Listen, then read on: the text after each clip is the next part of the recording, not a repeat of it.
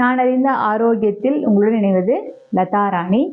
இது மூச்சு பயிற்சியின் 3ஆம் நிலை. நானும் என்னுடைய 2வது மகனும் சேர்ந்து செஞ்ச மூச்சு பயிற்சியோடய சேர்ந்து தோப்பு கரணம். இதில் பார்த்தீங்கன்னா கை ரெண்டும் நம்ம வழக்கம் போல் இப்படி வச்சுருப்போம், இப்படி இல்லாமல் இதில் மாறி மாறி வச்சுருப்போம்.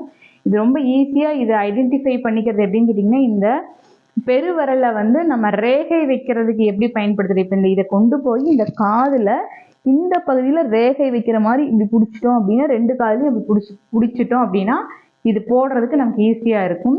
இது தொடர்ந்து செய்யும்போது நமக்கு என்னன்னு கேட்டிங்கன்னா, நல்ல ஞாபக சக்தி வரும். படிக்கிற குழந்தைகளுக்கு வந்து ரொம்ப நல்ல ஒரு ஞாபக சக்தி தரதுக்காகத்தான் இந்த மூச்சு பயிற்சியோடு சேர்ந்து நம்ம இந்த தோப்புக்கரணம் போடுறோம்.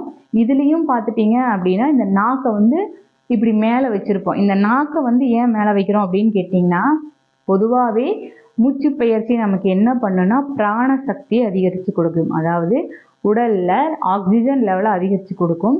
இந்த நாக்கை மேலே வச்சு செய்யும்போது இன்னும் அதிகப்படியான பிராண சக்தியை நமக்கு கிடைக்கிறதுக்காக அதை மேலே வைக்கிறது.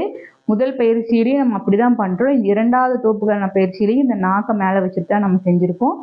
ஸோ இதையும் நீங்கள் பார்த்து இந்த மாதிரி பயிற்சி இந்த குழந்தைகளை செய்ய முடியுங்கிற ஒரு நம்பிக்கை வர்றதுக்காக நான் போட்டிருக்கேன். ஸோ இதை வந்து முதல்ல எங்ககிட்ட நீங்கள் முறையாக கற்றுக்கிட்டு இது செய்யணும்னு கேட்டுக்கிறேன். நன்றி, வணக்கம். ஆத்மா நமஸ்தே.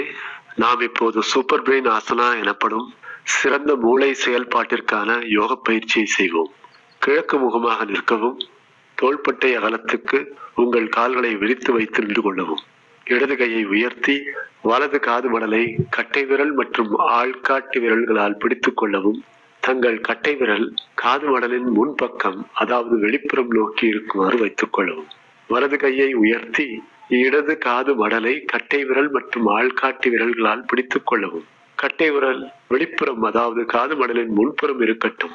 வலது கை இடது கைக்கு மேற்புறமாக இருக்க வேண்டும். நாக்கை மேலினத்தோடு இணைத்தபடி 14 முறை தோப்புக்கரணம் போடவும். முதுகுத்தண்டு நிமிர்ந்த நிலையில் மூச்சை உள்ளிழுத்தவாறு கால்களை மடக்கி குந்திய நிலையில் அமரவும். அமரும் போது முன்பாதம் கீழே நன்றாக தரையில் பதிந்தபடியும் குதிகால் தரையில் படாமல் தூக்கியவாறும் இருக்க வேண்டும். சற்று நிறுத்தவும். இப்போது மூச்சை வெளியேற்றியவாறு எழுந்து நிற்கவும். சற்று நிறுத்தவும்.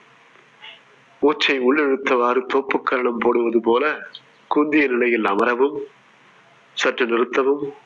மூச்சை வெளியேற்றியவாறு எழுந்து நிற்கவும். சற்று நிறுத்தவும். மூச்சை உள்ளிழுத்தவாறு குந்திய நிலையில் அமரவும். சற்று நிறுத்தி மூச்சை வெளியேற்றியவாறு எழுந்து நிற்கவும். சற்று நிறுத்தவும்.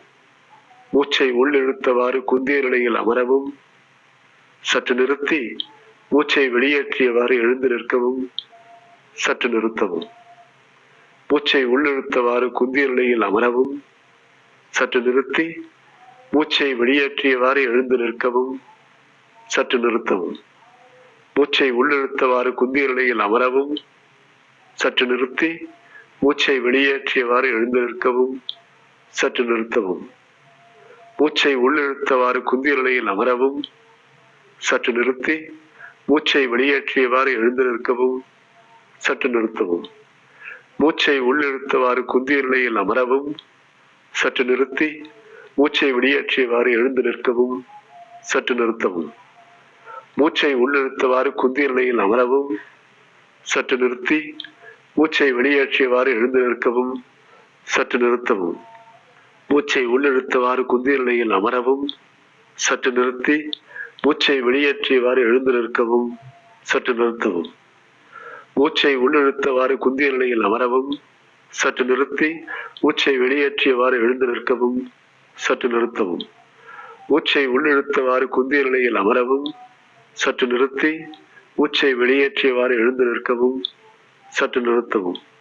மூச்சை உள்ளிழுத்தவாறு குந்திய நிலையில் அமரவும். சற்று நிறுத்தி மூச்சை வெளியேற்றியவாறு எழுந்து நிற்கவும்.